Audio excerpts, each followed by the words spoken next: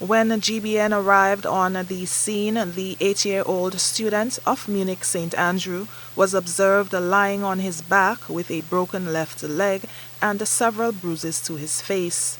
Onlookers gathered as the child's distraught mother and several others, including a nurse, attempted to keep him awake during the 45-minute wait for the ambulance to arrive. According to eyewitnesses, the young boy collided with a white Jeep which was traveling towards the direction of Grenville St. Andrew while attempting to cross the road after disembarking from a passenger bus traveling in the opposite direction.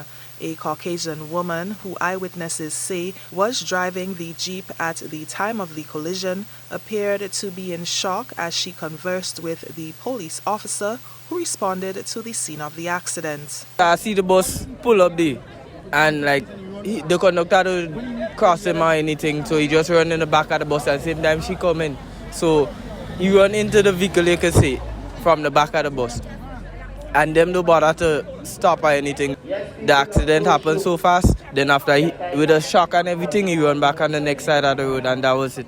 He collapsed. Yeah, his legs broken. He didn't even realize. The unfortunate incident, which occurred shortly before 1:30 p.m. on Saturday in the vicinity of a pedestrian crossing in a school zone area, serves as a sobering reminder of the utmost importance of vigilance and road safety while traveling on the nation's roads.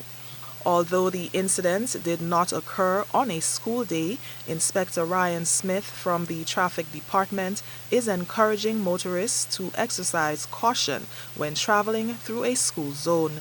He also encouraged motorists to exercise caution when overtaking a stationary bus. So you reduce your speed, you blow your horn to ensure so that the person would be aware that a vehicle is approaching, and you reduce your speed and you'll be on the alert in the event that anybody come across the road. However, Inspector Smith says bus conductors also have a role to play in ensuring that passengers cross the road safely. Conductors of those buses, they need to make themselves visible to ensure that they can slow down the traffic or give the approaching driver an indication that someone needs to cross. And I don't want to limit it to children, but I want the conductors to ensure that adults as well cross the road safely, because they are your responsibility. He has this advice for parents and guardians. We want them to be aware that once you're in control of a child of that age, they have the tendency to run across the road.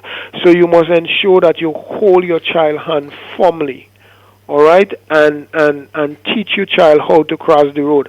So in other words, they need to look right, they need to look left, and they need to look right again before going across the road. You go across the road briskly, and you must hold the child's hand firmly. For example, if something falls from that child, he will tend to pull away his hand and go back for it, which can result in an accident. Inspector Smith says the matter is under active investigation. Meanwhile, Inspector Smith has confirmed that a pedestrian was struck down by a vehicle in the Grand Anse area around 7 p.m. last week, Friday evening. What I can say is a pretty minor accident. There were no significant injuries.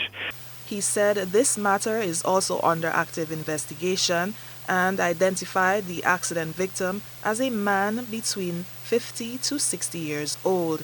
He had these words of advice for pedestrians traveling at night. What I would want to say, do that at night time when persons wishing to cross the road, persons would want to prefer lit areas, especially when the clothing that they are wearing are not of reflective material that can be easily seen by a driver.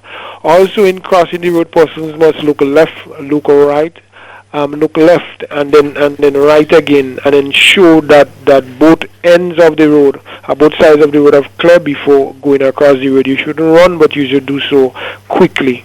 Grenada has recorded 1,525 road accidents for the year so far, inclusive of 3 road fatalities, 49 serious accidents, and 1,473 minor accidents. For GBN News, I'm Nisha Paul.